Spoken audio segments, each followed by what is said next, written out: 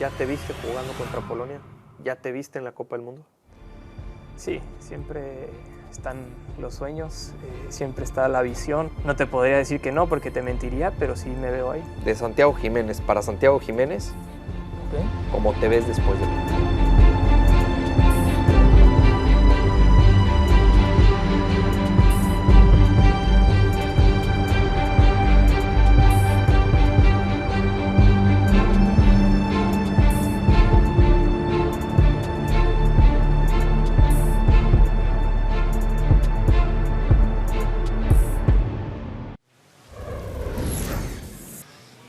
Cartas al futuro, este ejercicio que realizamos aquí en ESPN.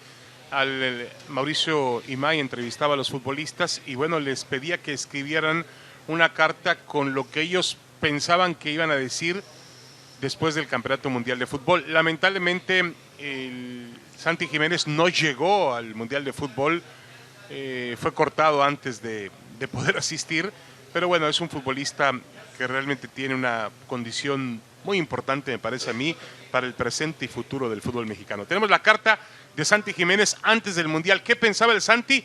Porque él quería jugar el Mundial de Qatar 2022 y pensaba que tenía condiciones para hacerlo, pero no fue elegido por el profesor Martino. Hugo Sánchez, te paso la carta de Santi Jiménez. Pues la abriré, pero Funes Mori, ¿no hay carta de Funes Mori o si hay de Funes Mori? Al rato viene Funes Mori, también tenemos Sí, carta de Funes que Mori. jugó Claro.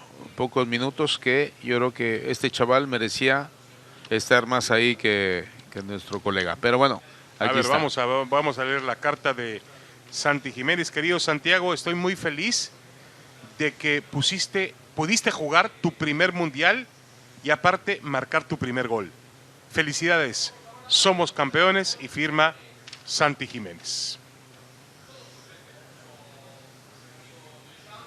Bueno, aquí está la carta de Santi Jiménez.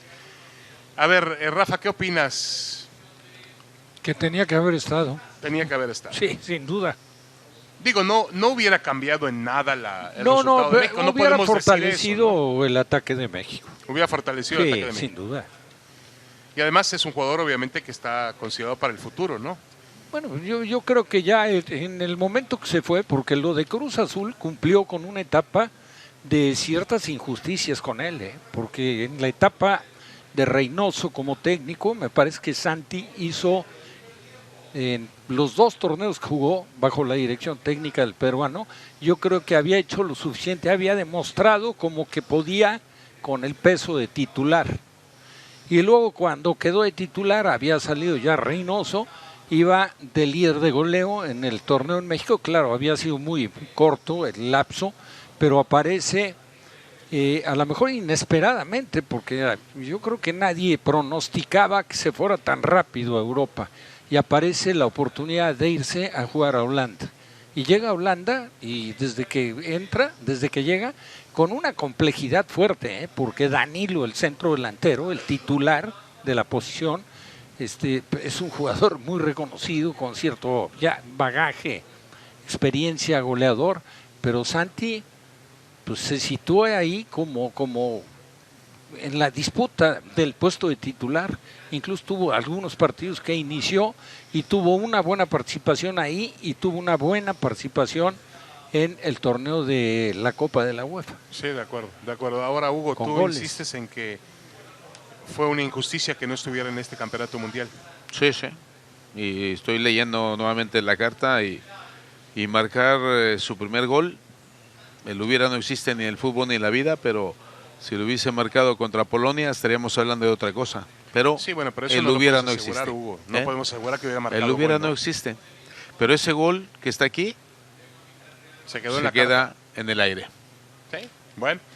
Quizá Roberto no quiso, el Tata Martino sí ayudó, obviamente cooperó en un cambio generacional en algunas posiciones en la selección mexicana de fútbol. Vimos algunos jóvenes interesantes, pero si hubiera sido un poquito más radical, hubiese traído a Diego Lainez, hubiese traído a Santi Jiménez, no sé, a Carlos Acevedo, el portero de Santos. No lo hizo Martino. No, yo creo que se tardó en promover la verdadera competencia, ¿no?